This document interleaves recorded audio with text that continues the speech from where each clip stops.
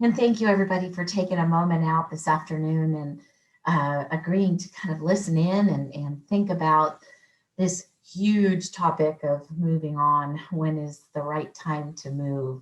I wish I could tell you that there's a simple answer to that. It's a very subjective um, uh, contemplation, I think is probably the best word. But yet, what we're going to give you in the following format and the following presentation are maybe some objectives to work on to prepare yourself to make that subjective decision. I can't tell you that there is an exact right or wrong time to move. Um, it really depends on so many factors.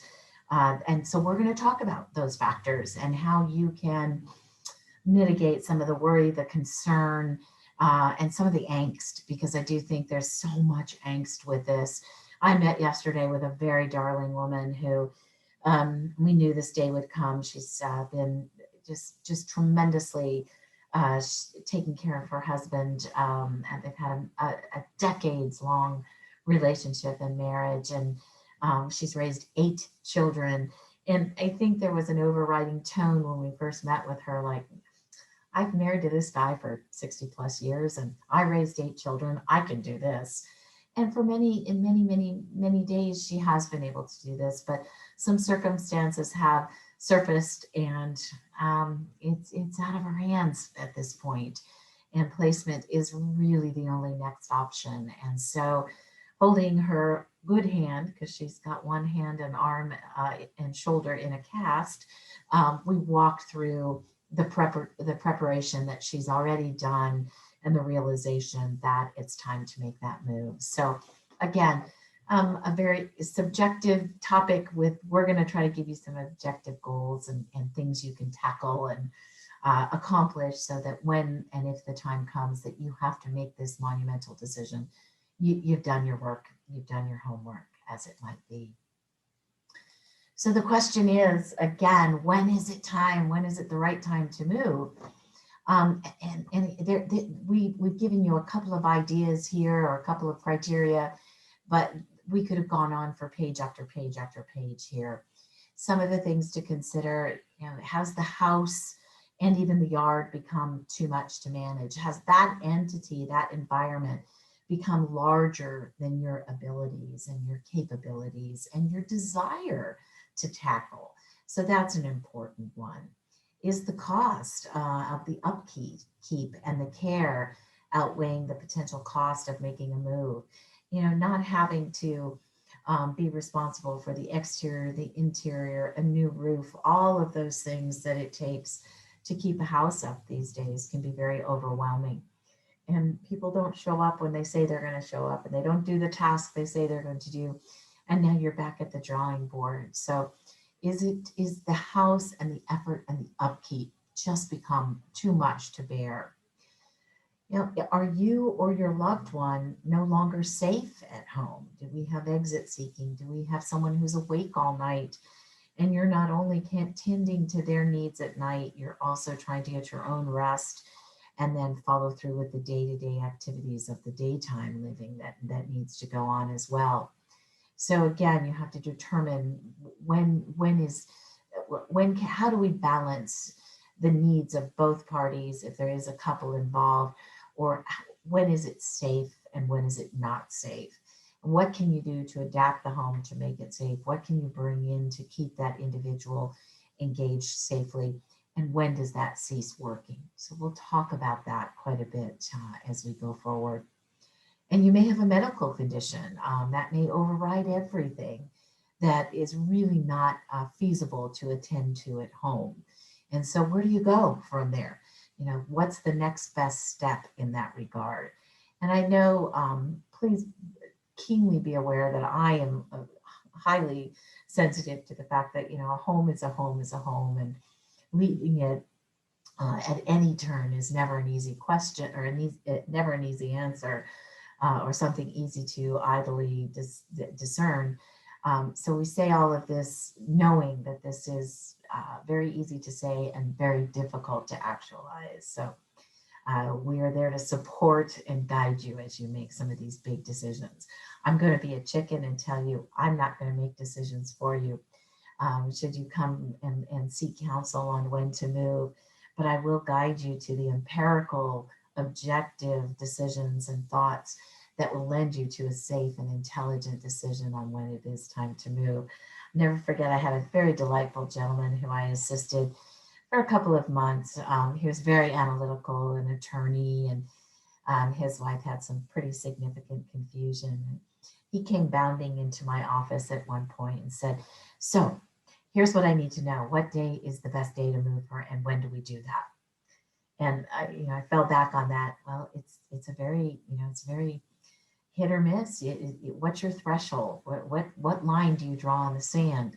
And we talked all about everything under the sun that we could think of. And he finally looked at me and said, "So you're telling me that this is completely a subjective decision? There's no concrete, you tell me on this day at this turn we will move." I said, "No, I can't help you that way, but I can help you categorize the information and then hopefully turn it into a very objective, less subjective approach to making a move." So I think oftentimes it is, where do we go? What do we do? What are the options in reality? And so we've got a lovely handout here, or a lovely screen, I should say. And there is a handout that Maureen can get to each of you that goes into greater detail, because this is really jammed full of good information, but it's pretty compact. So if you're interested in that, we'll make sure that Maureen gets that to you at the close of this presentation. But there are just a few options, but they differ very greatly. The bulk of this presentation is going to address the RCFE settings, but we're going to touch on all of them as it might be. So there are housing options that speak to much more independent living, and these are your own home or perhaps a congregate facility or community where you can live with other seniors. They may have some meals, some transportation, maybe a little bit of housekeeping. These are all typically private pay. They don't provide any care services other than the things we mentioned previously, such as an occasional meal. You may get 1, 2, or 3 meals a day, maybe a weekly housekeeping, a little bit of transportation, but they're not going to help you when you need some assistance from a medication management standpoint, from a standby assist in the shower standpoint. These are just congregate environments where like individuals come who are really basically very independent. There are some low income options out there. They are few and far between, and the wait lists tend to be pretty lengthy. So if you're interested in making that adjustment or making that going in that direction, give yourself some lead time, because the low income settings are very impacted as it might be. The next area or next opportunity is the residential care facilities for the elderly. These are licensed by the state of California, the Department of Social Services. They are a social model of care. However, they offer a tremendous amount of medical support as it might be. Their hands are tied a little bit. We're going to talk just very briefly about when their hands get tied and when you have to look at an even stronger setup for the medical component of the aging process. The assisted living communities are typically larger in size, apartment-like in style. They have 24-hour care available to you to assist with those activities of daily living, such as bathing, dressing, meals, and med management. But the nice part about the larger settings is that you can likely close the door and you're back in your own 4 walls, and you've got some privacy and you've got some independence to a certain extent. But that service and that care is always available to you 24/7. We then have the board and care, or the smaller environment. This is also under the RCFE umbrella, overseen by the same Department of Social Services. This is typically, however, catering to a more frail, physically frail or cognitively frail individual. It is a home like you or I might be living in currently, scattered throughout neighborhoods, typically serving 6 or fewer residents at any given time. This is for that individual whose life has gotten much smaller and their needs are higher. And so they are catered to in that smaller environment where the ratio and the immediacy is much more available to them. And then the other element of our CFE is the memory care settings. And these are for those individuals with memory impairment. They have activities and staffing tailored to the cognitive challenges that their residents might experience. And we see memory care in both boarding care and in the larger assisted living environments. And then we have that lovely acute and post-acute care, which we really thought was, it covers the basis of hospitalization. Again, remember our hospitals are acute care only at this point. You come in with a problem, singular sole problem, broken ankle, they fix that broken ankle, they cast it and they send you on their way. They're not going to take into consideration all those outlying challenges that complicate that broken ankle for you. And then should there be a need to stay in the hospital for further attention to whatever might ail you or whatever event brought you there, there may be some rehabilitative services that follow a hospitalization, such as that would offer services such as physical therapy, occupational therapy, speech therapy, etc. These rehabilitative services are short-lived, and they are not intended to be an ongoing approach to the aging process. So again, in a nutshell, there they are. We can get you more information and spend a little bit more time one-on-one should you have more questions about that, about these elements. But these really break it into the three opportunities that are out there as we go about aging and as that body goes about giving us a bit of a challenge from time to time. So how do you tackle figuring out where you feel you might be properly facilitated? And then of the more than 2,000 settings in our Sacramento and surrounding areas, how do we figure out just where we fit in that regard? And I would contend there is a lid for every pot out there. Should someone need somewhere to be, I would contend there are settings aplenty, but they're not all built the same way, nor do they all deliver services the same way. So really important to do your homework. I really encourage families to tour communities much before the time that they actually need to move. Doesn't mean by touring that you're obligated to move in or you have to make a decision right that moment, but really important to gather your information and know where it is that you want to go should you have to face this. And perhaps at the moment that the event or the identifier of the change of the move comes along, they may not have a space available, all the more reason to identify one or two that really you feel would fit your conciliatory plans in that regard. I'm a huge proponent of finding someone who specializes in this effort to help you. There are, as I mentioned, over 2,000 facilities in our greater Sacramento area. When you think about it, as you try to find the setting that's proper and best for you, that is like the proverbial needle in the haystack. Let's turn to the professionals, the placement agencies or the specialists who know of these buildings, are familiar of these settings, know the experiences that are going on, know the history, know the track record. Most of these agencies, if not all of these agencies, are free of charge. You just have to find an agency that you feel is ethical and works well with you, and let them do the initial legwork and find that short list for you so that you have something very concise to work off of. Very frustrating to make phone calls or inquiries and find out that the locations that you're inquiring with are not able to manage the things that you feel are important for your loved one. So if you engage a specialist or a placement agency, they're going to do that legwork for you. And I firmly believe, I know there's a lot of them out there and they're a tad competitive, but I think that's an important element if you really want to do this precisely and wisely. I know I'm a bit biased. I will give you my true admission. I spent the first 14 years of my career doing placement with what I found to be a very ethical and wonderful organization that did this for the right reasons. And our goal, the entire time I was there, was to better educate our client and their decision maker, their loved ones, on how to make the best match for their loved ones. And you often want to look through the eyes of the ones that you're caring for, not what works for you. So again, working with a specialist would be very wise, and we would really encourage that. I think it's really important to talk it over with friends and family and make sure that, maybe you have a dear friend who's had a wonderful experience in a certain facility.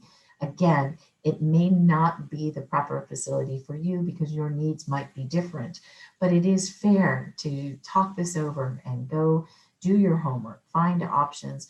I like nothing more, particularly when I did placement. I felt nothing better than working directly with someone, finding great options for them and having them tuck that information away for whatever period they could until they absolutely had to pull it out and reference it. So again, doing your homework, doing your legwork, lining up the options and knowing what will be necessary for entrance into those settings is a great goal and objective. There are solid objectives that you can work through there. Nothing subjective about that.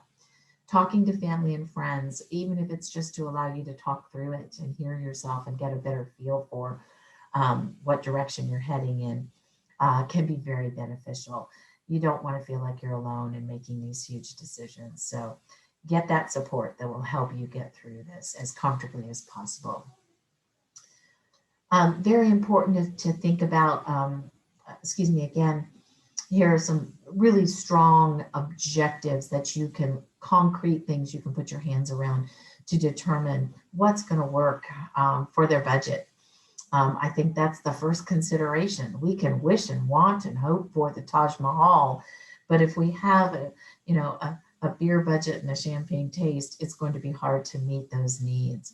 So you want to take a look at your income, your assets, any long-term care programs you might have, and look to create a realistic monthly budget.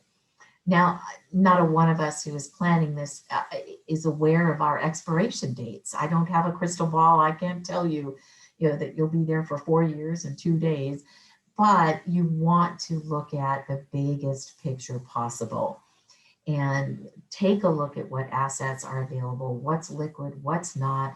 What does that long-term care policy ask for to meet criteria? I will tell you, long-term care policies tend to frustrate me sometimes because I see people who have paid on them for 20 and 30 years and they come to the game late and they don't get their return on that initial investment. So very wise to take a look at what your long-term care policy might look at or might deliver, and then what the rest of your budget might look like should you have to make a change. I would often say to families too, don't budget for the best case scenario. You should budget for the worst case scenario. So when you're going to see facilities or looking into costs of care, I think you need to ask them, where would my loved ones start? And then what is the worst case? What's the highest that we can anticipate should things decline? And folks, we are declining. I'm declining, each day. I'm aging too. So I'm not 25 anymore. So it's really important that we know what the worst case scenario is equal to the best case scenario financial wise, so that you can do intelligent budgeting and make sure monies last as long as they possibly can. Investigate any other benefits that you might be eligible for. There is the Assisted Living Waiver Program. This is a program intended for lower income but high needs, highly frail individuals. That's a program that's out there. You may be a Medi-Cal recipient ultimately. You may be eligible for the Veterans Aid and Attendance Program. There are a number of programs. Many of them are income driven, and then they will also take into account the activities of daily living and the care needs that an individual might be up against. But again, get yourself educated on what programs you might be eligible for, what it takes to get those programs in place so that you'll be ready and prepared should you have to pull the trigger and make a move. And then trying to consider or figure out how long you might need to live in any chosen environment. That's a tough one. This is why I feel it's really important that you take a look at worst case and best case. Don't want to sneak in on worst case budgeting numbers, realizing that we're really pretty high functioning and we haven't had anything really hit us. God forbid a stroke hits and our capabilities are altered.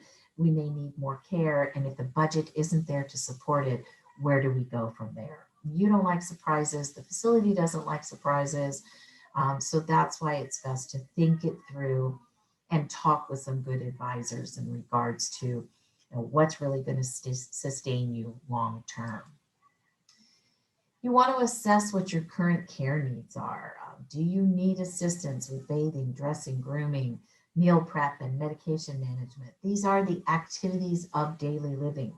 You will not find this type of assistance in independent living. You will only find this type of assistance in residential care facility living. And so you want to make sure that you're looking at the proper entity for your loved one right from the get-go.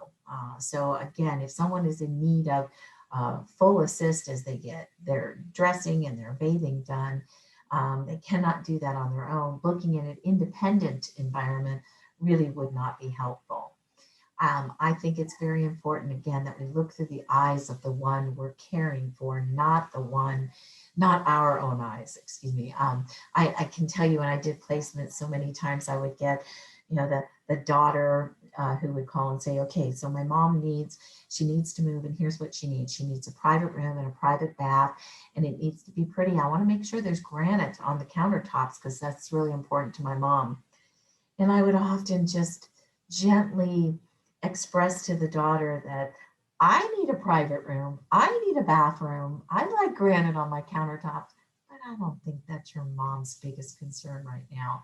She needs someone who can meet the needs of her aging process and handle these activities of daily living with grace, with respect, with tender, loving care, etc. So you want to take a peek at what the current care needs are, projecting and knowing that the aging process may attack, if it's only attacking one of these elements today, by the close of our life or as we continue to age, many of these activities of daily living will need to be attended to. One of the other issues, you may be much more independent and may not have a lot of these care needs, but you want to get out from those burdens of the household. So again, a residential care setting that is on the more independent side, maybe more social side, maybe something that you want to look for. But I think as you go to look for those entities and look at what they might offer, I would certainly ask, what if I'm not in as good a shape in a year as I am now? Will you be able to grow with my needs? Will I be able to remain here? Moves are hard on our seniors. I can't imagine if someone told me at the end of the day today that I will need to go home, box up my things and get ready to move. I don't know where I'm going. I don't know what it looks like. I don't know where the boxes are. Imagine what it must feel like. So we want to make sure that we make an intelligent assessment of what will serve us as long as possible and then make that plan toward that move. It's an important thing to minimize the number of moves. We can't always, but minimize the number of moves that we're facing. I think the other top consideration would be the location. Considering, do you want to have an individual right in your backyard and very close to you? I've had both sides of the coin. Interestingly, I've had families who have said to me, I don't want mom right next to me because she'll call me every day and she'll want to talk to me every single day, blah, blah, blah. Now, I think that's, I can understand that most definitely. Or others who have said, I absolutely have to have my mom as near me as possible. I cannot, I can't have her too close or too far from me. I think there's pluses and minuses to all of that. Just be mindful that the best facility may not be in your own backyard. So we want to make sure that we are finding a setting that meets the needs and is conducive to getting to loved ones, getting to near medical facilities that are already established for those individuals. I think it's just really important that we understand that it may not be in our very near backyard. I think it would be much more preferable to make sure that we're finding the setting that will better suit and serve the loved one rather than whether it's in your own backyard. If you do work with an agency, I will tell you that they will start in your own backyard with their diligent search, but they may need to branch out only because the best opportunity may not be right next to you.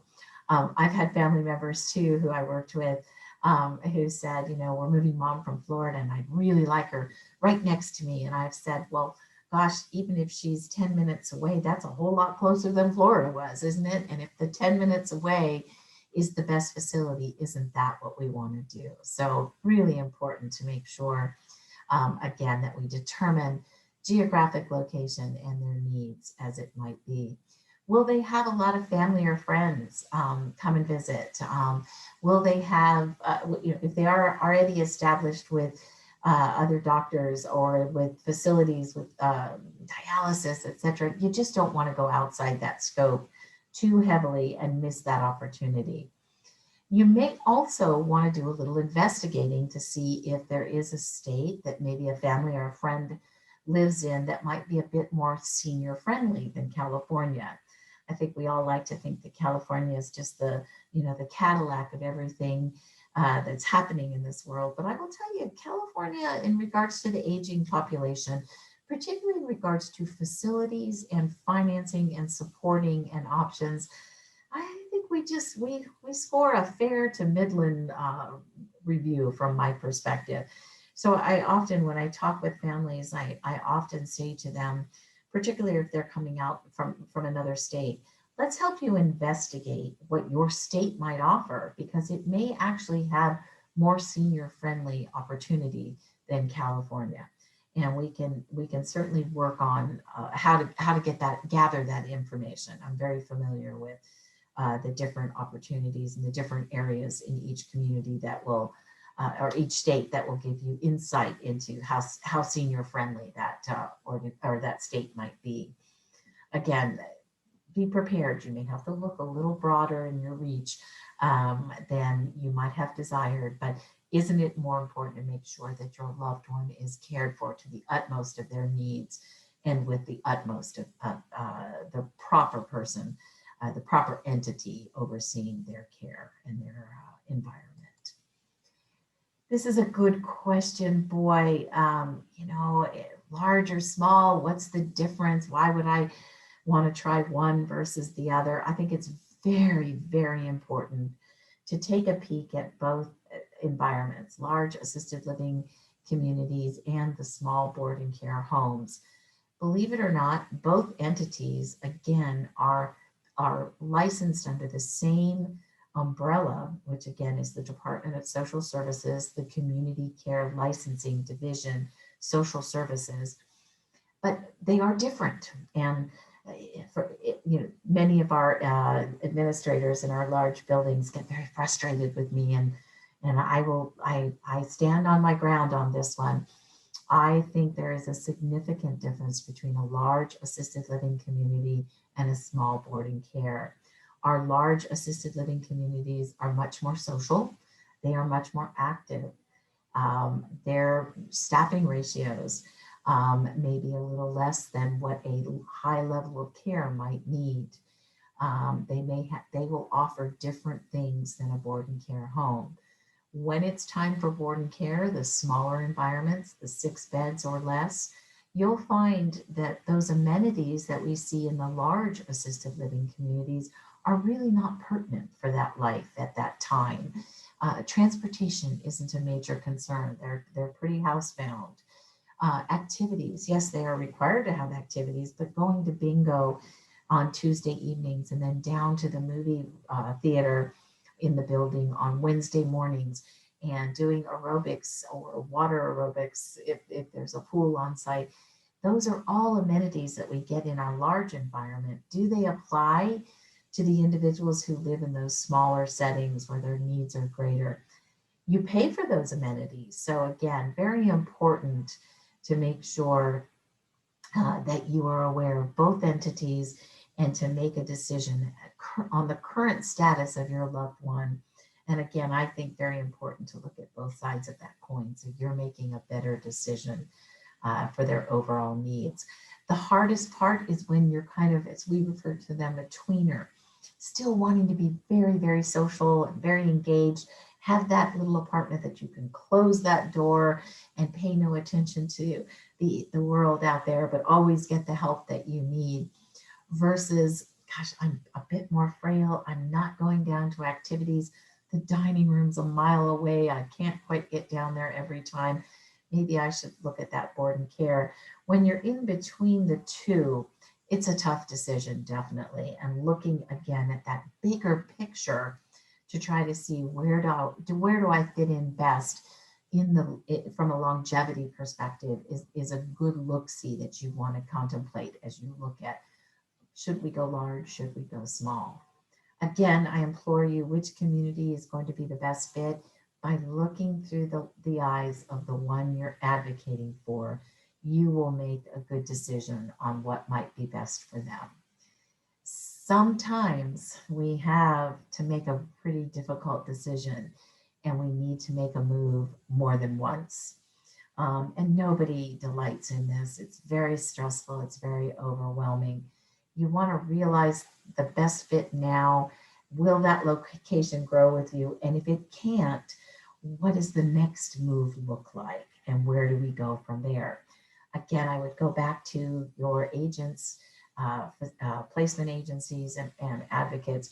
They will be able to show you that the bigger picture. If a move, if this move seems unsettled or seems, maybe on the precipice of not meeting their needs in the long run, can have a very good discussion about what the future looks like, what the future opportunities might look like, and when would it be time to potentially make a move. And that's again, we go back to a little bit of subjectivity and guessing, because it can, again, none of us comes with a crystal ball nor an expiration date, thank goodness, to see what the absolute future might look like for each and every one of us. Pricing is a big question, and it is certainly worthy of inquiring and making sure that you are getting some direct answers, again, on best case scenario price-wise, worst case scenario price-wise, etc. I would contend to you that there is not a single community that prices the same way the next community does. I think they try to be as competitive as possible, but you have to go to each of these communities, each of these board and care settings, and work with their owner to figure out what the care cost might be, what the real estate cost might be. Is it a studio apartment, a 1-bedroom, a 2-bedroom, with all of the additional size real estate? You're going to see additional costs, and then you carry on or tack on the cost of those caregiving efforts, and now you've got some pricing that everybody deals with a little differently. So very, very reasonable to ask what their pricing looks like. And it becomes, again, a pretty simple mathematical equation. It's a relationship between your assets and your costs, and some division, and how long and what's truly, how long one can stay and what's truly affordable based on one's individual acquirements that they've made, or savings that they've made, investments that they've made. Some have made some great decisions. Others have saved for a rainy day, and it's pouring buckets out there, but it's hard to see that rain is coming down in buckets. Can't tell you the number of people, clients that I've worked with, who have said, well, when I get really bad, and in my estimation, they're really in need of moving, but they're waiting for that, maybe that lightning bolt to come and hit them and really shake some good sense into them. So again, get that pricing down. It's really very important. You need to have some comfort with that. One of the tougher sides of pricing is if this is not your decision to make, and you're working with a partner, a friend, a parent, an aunt, you're going to have to ask them some questions. What are their assets? And this can be difficult information to to get from some people, but you have to have that conversation, that tough conversation. I need to know what your general financial principle is, so that I can just take a peek at proper settings. It's kind of like that. I akin this to, there's a television show. This tells you what I do in the evenings. There's a television show on called Say Yes to the Dress, and it's young girls looking for those exorbitantly priced wedding gowns. And they always say, never put a bride to be in a $10,000 gown when she can only afford a $5,000 gown. So getting an idea of what is affordable here is really critical in the equation of making some decisions. The facility will do an assessment of a loved one when you have made a decision, or if you are making a decision, to make sure it's a good match. This is a critical tool for them, and they will send out a staff member, typically a nurse or someone with some wellness experience, and they'll be looking at you or your loved one as much as you're looking at them. And they should. There should be a good match here. If it doesn't appear to be a good match, there needs to be some discussion about why it may not be a good match, and what their concerns might be. So be prepared. Not only are you scrutinizing the facility is going to scrutinize you, and they should. And I get very frustrated when facilities say, oh, we don't need to assess. We can do that, no problem. Invariably, those are problematic moves. They very rarely settle in comfortably. Who determines the needs? Well, the facility is going to determine what they are concerned about you and your needs, and they are then subsequently going to determine exactly where they see you fitting in. And then they're going to want to talk to you about what they insist that you take support from them in regards to those ADLs or activities of daily living. And they will work with you in regards to how they can cover and support those types of needs. You may find shortly after you move in, or within a time frame of moving in, that there's a reassessment that comes because people get their feet on the ground and they settle in. But right at the onset, the facility is going to help you help you determine what assistance you might need with those activities of daily living. And I think it's really critical, folks, to be very honest about your finances and your care needs. Many, many times I would ask families when I did placement, tell me a little bit about your mom. Oh, she's wonderful. She's fine. Is she incontinent? No.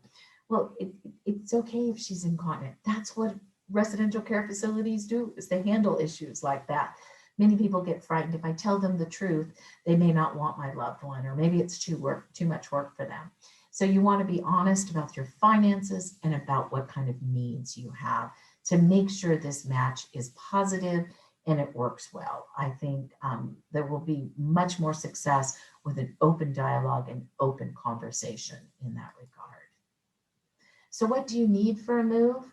There are a couple of things that you do have to get in place, and these don't need to be acted on until you've really truly made a decision to make a move, but these can take a little time. So please make sure that you're aware that there is a report that is required from your doctor. It is called a physician's report, or in the industry terms, a 602A. And it can be a very helpful document. You should have a copy of it. You should look at it. Your doctor completes it, and a copy of it goes to the facility so they can take a peek at what the doctor's assessment of your capabilities might be. You will need a recent TB test. It actually can be no more than 6 months old, or a chest x-ray to determine that you do not have an active case of TB. You can have a positive reaction to these, but then there would be further testing to make sure that the status is dormant at this time.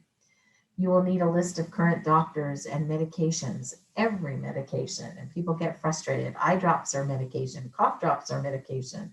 So a good, accurate current list of doctors, how to contact them, and what the actual current medication list might be. As we mentioned, the assessment from the facility will be part of that requirement. No facility should ever take anyone without putting their eyes on them. And you're welcome to see their assessment and ask them questions about that assessment. I think that's a critical part of getting ready and getting settled in and moved appropriately, and everybody being prepared for the days to come as you settle into the facility. And we do note here, you can see the asterisk there, a negative COVID test, is currently required by all facilities. Notice it's just a test. They are looking for a negative response to that test.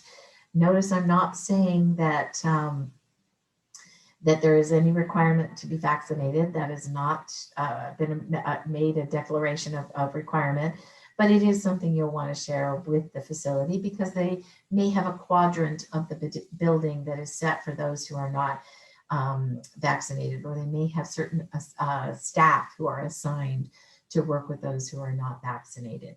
But to enter, you must have a current negative COVID test. That is a requirement so far in our buildings, as it might be. So what's included in some of these services, it's altogether different, but there are some general categories I think that are worthy of some brief discussion. And you can see the list here, from meals to housekeeping to activities, lots of personal care, from laundry to, they'll come in and change your bed and make it up for you. What a nice thing to give up and not have to worry about lifting that heavy mattress and getting those clean sheets on the bed. They will do medication management. This is where they have a lot of training, etc. And transportation, getting you to and from doctor's appointments, and transportation to the grocery store. In some of the larger environments, you likely will have a refrigerator in your room, either undersized or mini refrige. You can put all those little tasty delights that you might enjoy, but you have to be able to go out and get them. So transportation can often be a part of that, of their, whatever the facility that you choose offers. Every facility is a little different, but these are basic generalities that you'll see in every single one of the facilities, large and small as it may be. So again, these vary. We'll start again with transportation. In our larger settings, we often see transportation as a given. It may have some limitations on it. Most of our clients who are heading into buildings may have given up driving, not all, but some, good lion's share. So they may be able to take you to a medical appointment. They may be able to get you over to the grocery store, but they will have a set day, a set time, and then a set vehicle to get that transportation going. Some of our settings don't offer transportation, particularly in our small settings. How can they keep their eye on 6 individuals, have a caregiver, and then all of a sudden be charging off to all kinds of appointments? So again, depending on what your needs might be, transportation could loom large. You're also, in some of our settings, welcome to bring a vehicle. They will typically have some parking and some coverage, but transportation can be a pretty big, varied entity. And if that is a concern with your upcoming move, I would make sure that you get good clarification on just how much transportation. Oftentimes they'll limit it by location too. They'll give you maybe a 15-mile radius that they'll go to. If it's outside of 15 miles, then they may not transport to that location. So checking in on that is going to be important.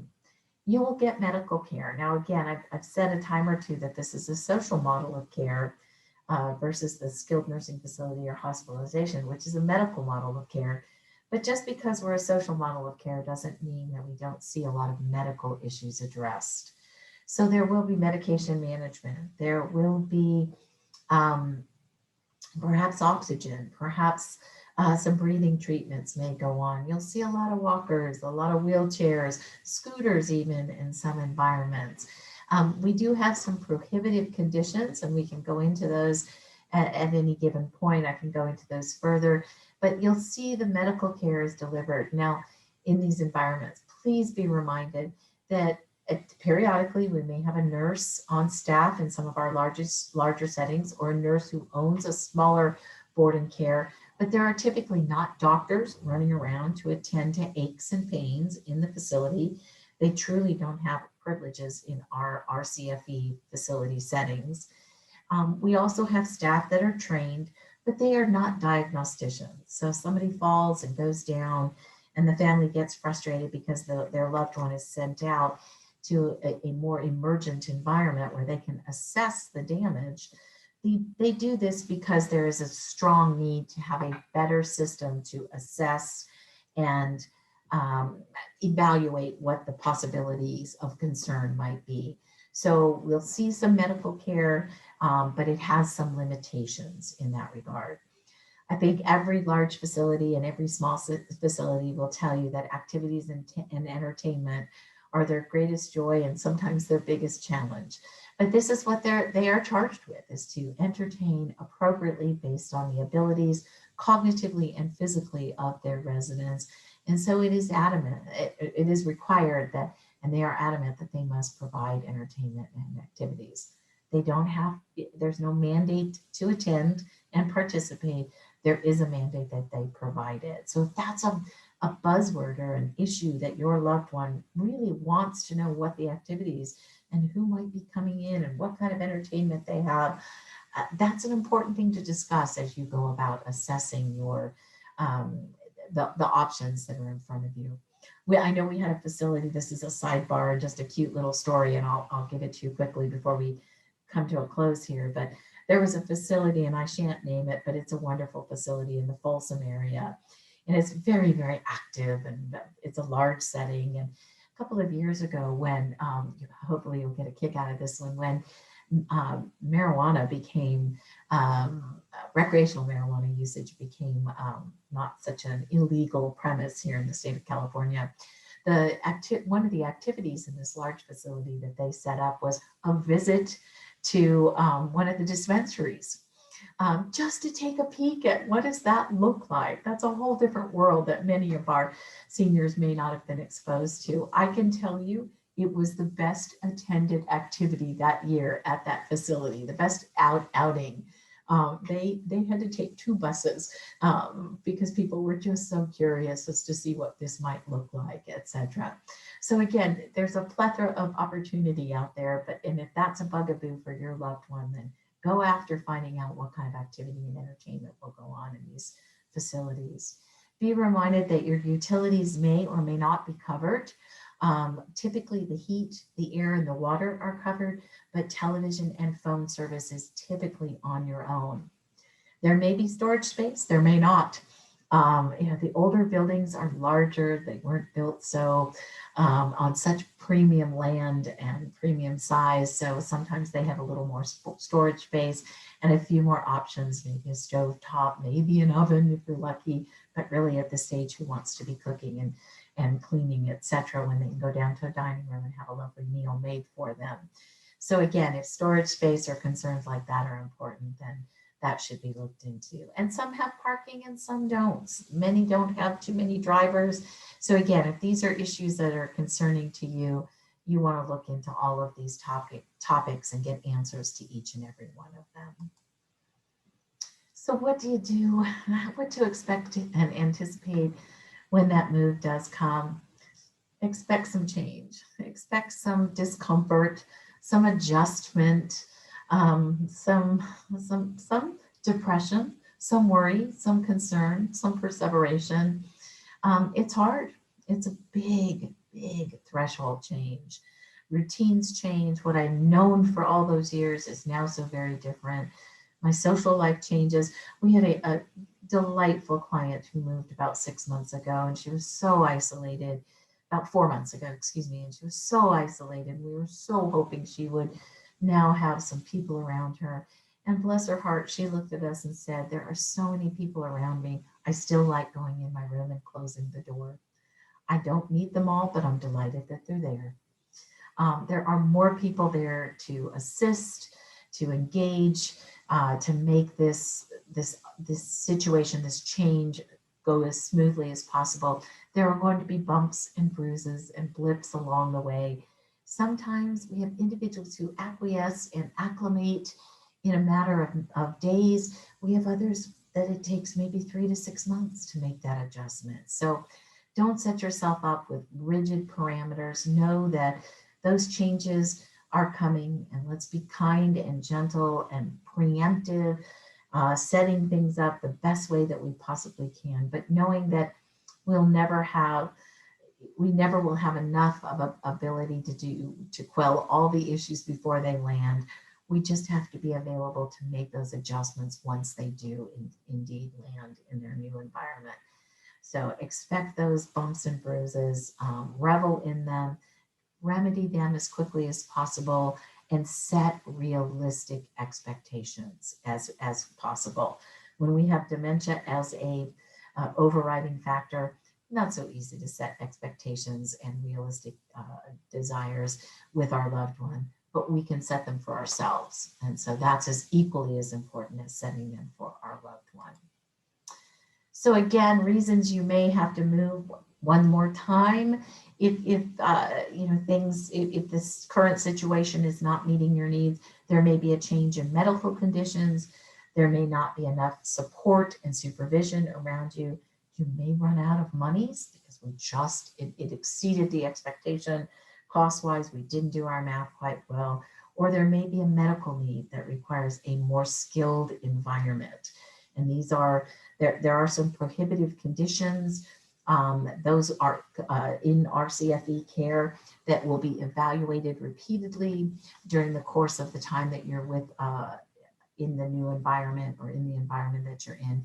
And those can be addressed potentially in more medical environments, and we can help you work on those next changes as it might be, as life carries on and concerns get greater, physical and emotional concerns become greater. Pardon me. So be honest with yourself, be proactive as you possibly can. Remaining in your own home is not always the best option.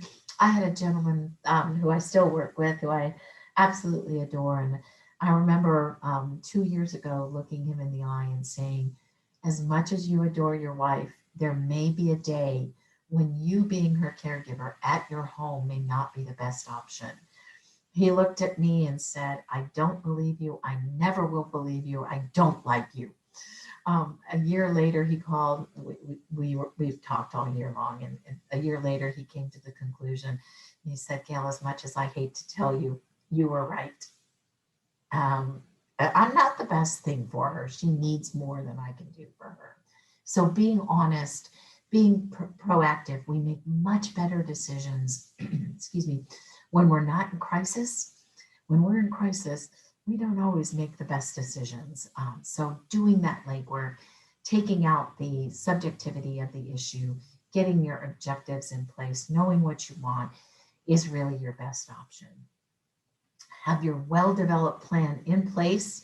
You might want to have plan A, plan B, and plan C. We're a big proponent of lots of plans. I think it's the gift you can give your loved one. It absolutely supports them and helps them and encourages them to make these decisions. And again, it leaves the questioning and the wondering and the angst out. It truly is a gift that you can give your loved ones to acquiesce and be agreeable to at least looking and planning. That's a starting point. Be ready for a future move by understanding all the elements, the costs, the moving upheaval. How do you get rid of all the things in the home? How do you scale down? How do you project what the needs might be? Touring those communities, looking at your finances. Do this all in advance of the crisis. And I promise you the move, I can't promise you it'll go beautifully and swimmingly, but I can tell you that it'll go easier with the knowledge you've gained, with the plan you've put in place. It'll go easier, I promise you that. Smoothly, beautifully, and wonderfully. I'm often fond of saying, you know, nobody wakes up one morning and says, oh, great, I'm going to move to an RCFE or a skilled nursing facility. They get to the facility, they're in the end zone, they spike the ball, and they do their victory dance. It doesn't happen that easily. But if we do our homework, we lay the groundwork, it can be an acceptable experience. It can even be a good experience. Again, one more time, I implore you to look at the options through your loved one's perspective. This is not about what you want. And I'll tell you as we close here, I faced potentially placing my mom at one point. She was at the close of her life. My mom could have afforded top of the line. They were very cautious, very geared at saving every penny. But my mom was kind of a wash and wear kind of gal. 5 kids. She didn't need anything fussy. She was a down to earth, beat on the ground kind of gal. I called her my wash and wear kind of gal. There are some people who are brassy and glassy and they like it pretty and they like it lovely. So if we ever had to move mom and we did not have to face that, we would have looked at a nice, clean wash and wear setting where she would have fit in well. That would have been the more important step in our journey, definitely. And then I think as a closing thought to you all, and I'll hand it back to Maureen, there's no right or wrong answer here, folks. Do the best you can with what you've got. Do your homework, be honest, be proactive. And when the time comes, act on the information that you've gathered and do the best you can making decisions. No right or wrong answer as we go forward. Again, we're back to subjectivity versus objectivity. We've given you some objectives to work on, and we hope that will make your journey a little easier. I think I've finished up with the content. I'll hand it over to Maureen and she can jump in here and give you some more information, etc. So thank you everybody for your time. And hopefully the information you found will be valuable as you go forward. Yes, thank you so much, Gail. Some valuable information provided there, and I think everyone will walk away with some more information to mull over and